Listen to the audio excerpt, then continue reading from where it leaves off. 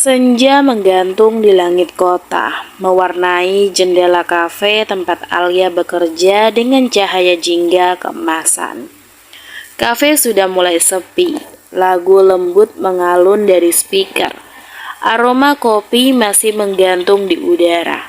Alia membersihkan meja terakhir, mengikat celemeknya dan melirik jam tangan. Pukul 6:15. Tak lama, suara klakson pelan terdengar dari luar. Leonard berdiri di depan mobilnya mengenakan jaket abu-abu dan senyum hangat seperti biasa. Alia berjalan keluar melambaikan tangan. "Ayo pulang, Nona Putri Kopi," kata Leonard sambil membuka pintu mobil untuknya. Namun sebelum Alia masuk ke dalam mobil, suara sepatu menghentak aspal terdengar cepat. Rafael muncul dari sudut jalan tergesa-gesa. Ia mendekat dan langsung berbisik ke telinga Leonard. 3 mobil hitam meluncur cepat menuju ke jalan utama menuju kontrakan Alia. Di belakang, 1 mobil van tua terlihat seperti kendaraan Leonard.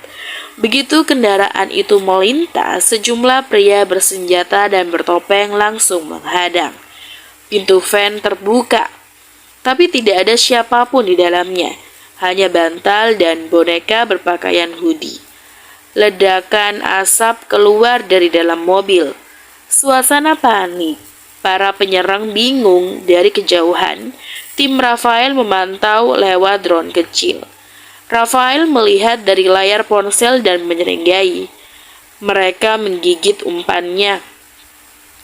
Di ruang tamu rumah besar Rafael yang modern, suasana berubah serius. Alia duduk di tengah sofa, menggenggam muk teh panas. Leonard duduk di sampingnya, masih waspada. Rafael berdiri dengan ponsel di tangannya membaca pesan. Sesuai dugaan, ada serangan di titik utama. Kita lolos untuk sementara. Leonard mengangguk. Ini bukan level kriminal biasa. Rafael menarik nafas panjang. Darren, dia keluar dari aliansi Pascal dan membentuk lingkarannya sendiri. Los Nevos, kelompok baru, brutal dan lebih tidak terduga. Alia menunduk, matanya mulai menunjukkan ketakutan. Jadi, aku target utama mereka. Bukan cuma kamu, tapi kamu titik terlemah karena kami peduli padamu. Rafael menatap tajam dan Darren tahu itu. Leonard memutar tubuhnya ke arah Rafael. Kalau begitu, kita harus pikirkan perlindungan ekstra. Rafael menjalan mendekat. Aku sudah memikirkan satu cara, tapi ini ekstrim. Kita perlu kirim Alia keluar kota, bahkan mungkin keluar negeri. Tapi masalahnya, koneksi Darren tidak berhenti di Asia saja. Leonard terdiam sesaat lalu menatap Rafael. Betapa pendiam itu. Rafael langsung tertawa pendek. Nathaniel? Dia memang kelihatan seperti karakter dari novel detektif lawas, tapi ya, dia satu-satunya yang bisa kita percaya. Alia memandang keduanya. Kalian yakin? Leonard berdiri. Dia sedang tidak dalam posisi memilih. Rafael menambahkan dengan suara lebih pelan. Nathaniel sudah melindungimu dari jauh. Sekarang saatnya dia melakukannya dari dekat. Alia berdiri di balkon rumah Rafael. Angin malam meniup rambutnya pelan. Di kejauhan kota terlihat tenang, tapi ia tahu ada badai yang mengintai. Leonard datang membawa jaket dan menyelimuti pundaknya.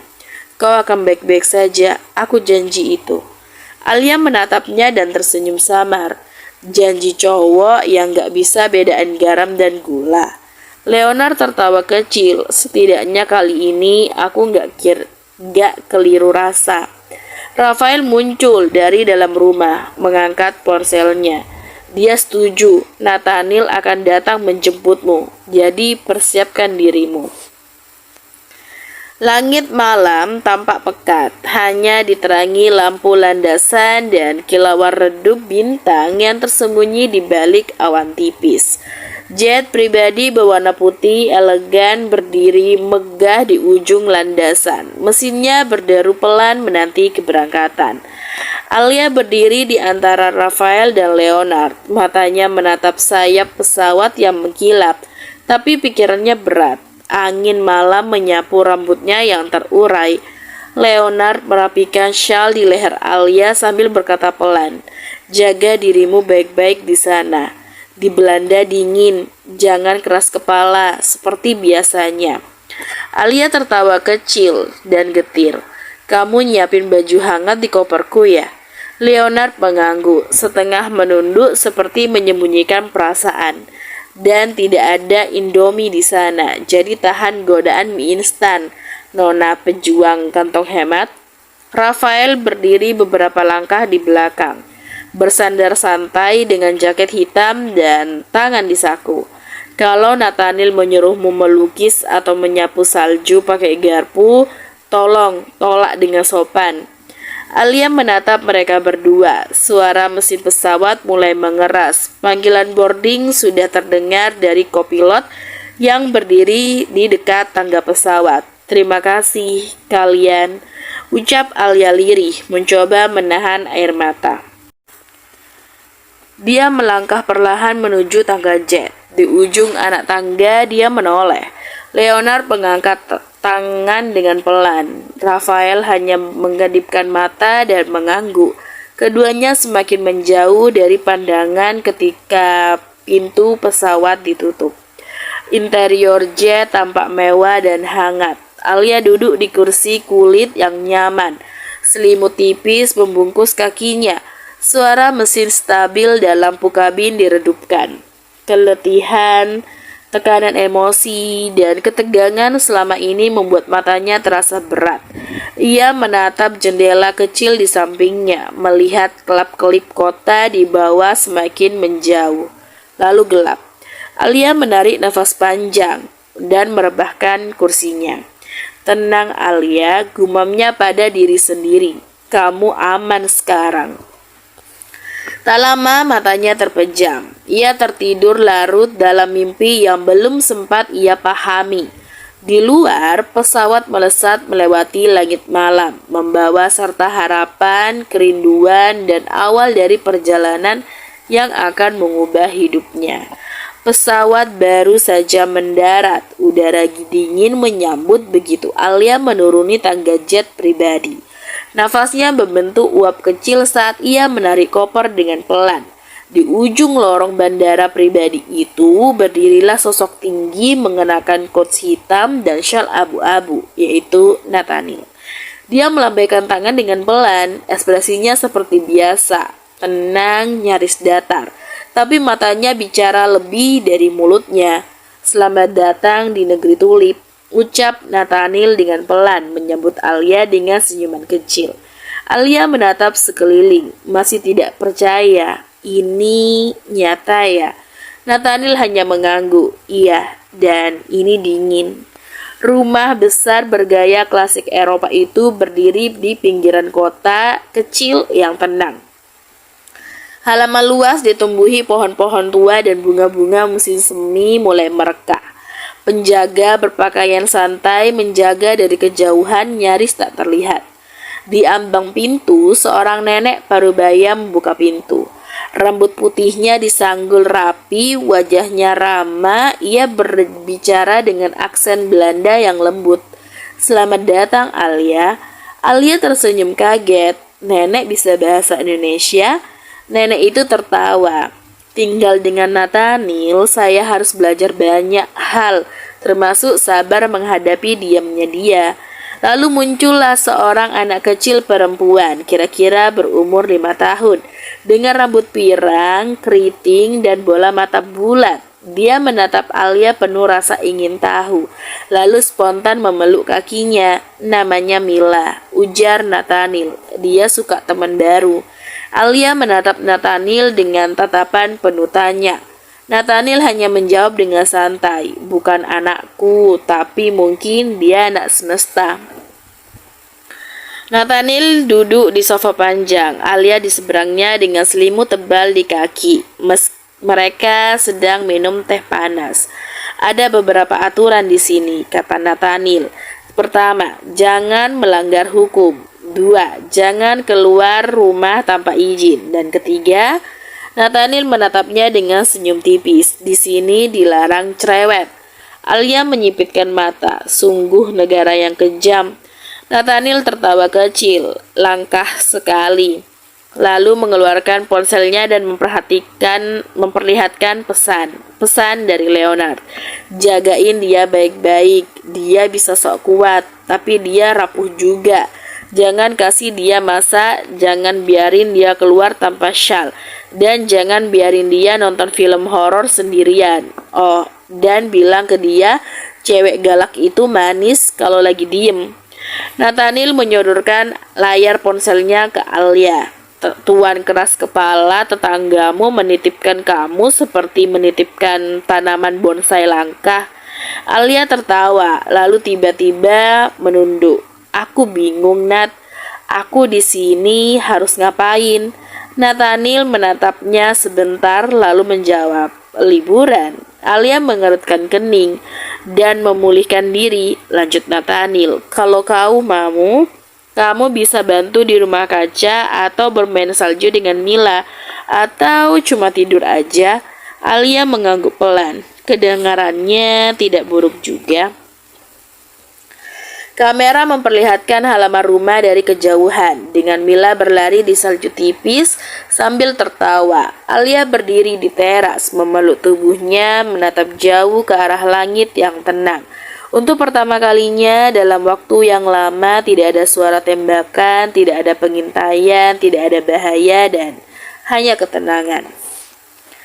Langit cerah, udara segar musim semi membelai pepohonan. Alia duduk di bangku kayu sambil memandangi Mila yang berlarian sambil membawa boneka kelinci. Anak itu tertawa ceria, berlari mengelilingi pohon apel yang baru mulai berbunga. Dari balik pintu kaca, nenek keluar sambil membawa 2 cangkir teh herbal. Dia sangat menyukai kamu, ujar nenek sambil menyodorkan cangkir kepada Alia. Alia tersenyum dan mengambilnya. Dia lucu sekali dan hangat. Aku belum pernah melihat Nathaniel semanja itu dengan siapapun selain Mila. Nenek duduk di sampingnya, wajahnya menghangat dan senyum nostalgia. Karena Mila bukan sekedar anak kecil baginya, dia adalah seluruh sisa dari cinta pertama Nathaniel.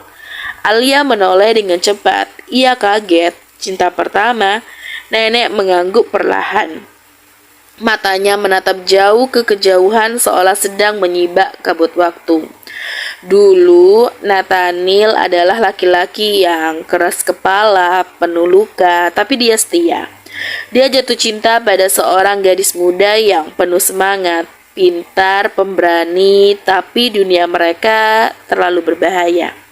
Alia menunduk. Ia bisa menebak bahwa yang dimaksud bukan kisah cinta biasa.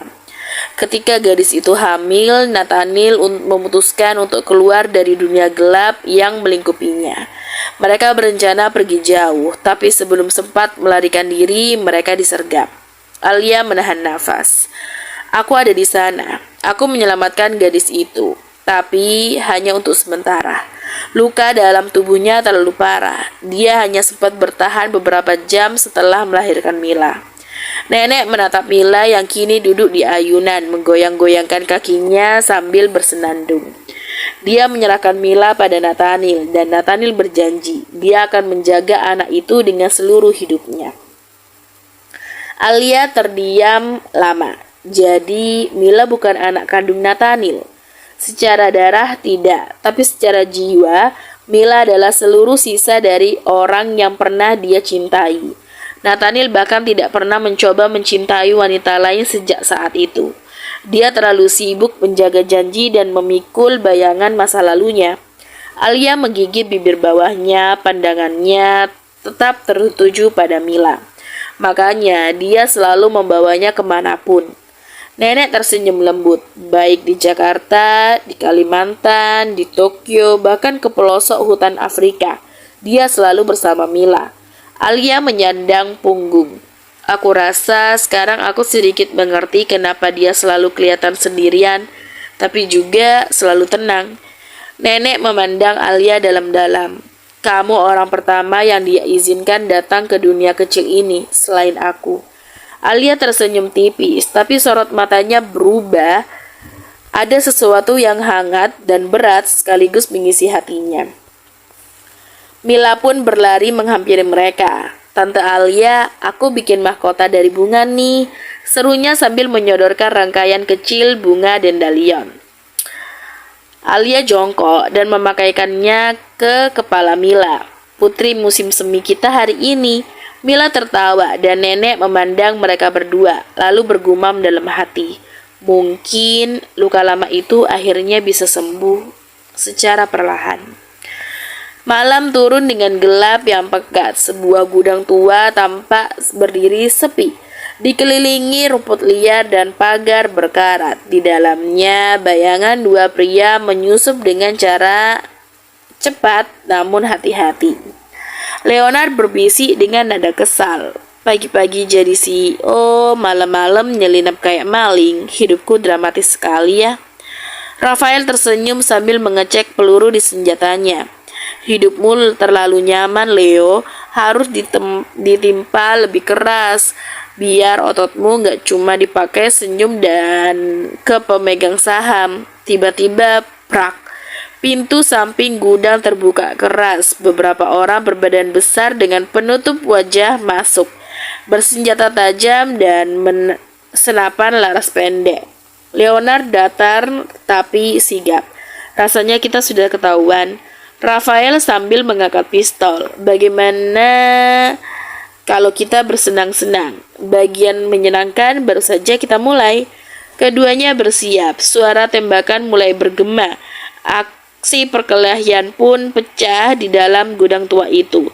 Tembakan, desingan peluru, dan gerakan cepat dua penyusup yang sudah terbiasa dengan dunia di balik layar kekuasaan. Sementara itu, jauh dari riuhnya peluru dan konflik berdarah, Alia berada di dapur yang hangat dan klasik, dipenuhi aroma adonan mentega dan rempah. Nenek mengenakan apron bermotif bunga, dengan tenang menaburkan gula halus di atas potong kue. Mila duduk di karpet, bermain dengan potongan puzzle bergambar kelinci. Nenek sambil membolak-balikkan adonan di wajan. Nathaniel menyukai stampot, tapi dengan sedikit tambahan daging asap. Biasanya dia pulang larut malam dan hanya diam, makan sambil menatap kosong ke jendela. Alia mengaduk sup sambil menoleh. Dia kelihatan seperti orang yang membawa banyak hal di pikirannya. Nenek pun tersenyum. Dia memang begitu. Rumah ini tenang bukan karena damai, tapi karena Nathaniel tidak ingin kebisingan mengganggu luka-lukanya. Alia terdiam, pandangannya berpindah ke Mila yang kini sedang menggambar Nathaniel dengan spidol warna-warni. Nenek bilang, dia bukan orang jahat, hanya terlalu sering kehilangan. Itulah sebabnya dia tidak suka ada banyak orang di sekitarnya, karena kehilangan lagi terlalu menyakitkan. Alia berbisik dengan lirih. Aku mengerti, Nek. Leonard meluncur ke belakang tumpukan kayu, menghindari tembakan yang menghantam dinding besi. Leonard mengatur nafas. Kita cari apa sih di sini? Rafael menyerang balik dengan tatapan tajam. Bukti transfer senjata dari anak buah Darren. Kalau kita dapat data itu, kita bisa potong urat nadi bisnisnya. Ledakan kecil dari granat asap yang dilempar Rafael membutakan musuh sementara. Mereka kabur lewat pintu samping yang sudah disiapkan sebelumnya. Alia menghidangkan hasil masakannya di meja makan. Nathaniel masuk diam-diam dari pintu belakang rumah. Jaket panjangnya sedikit basah terkena embun.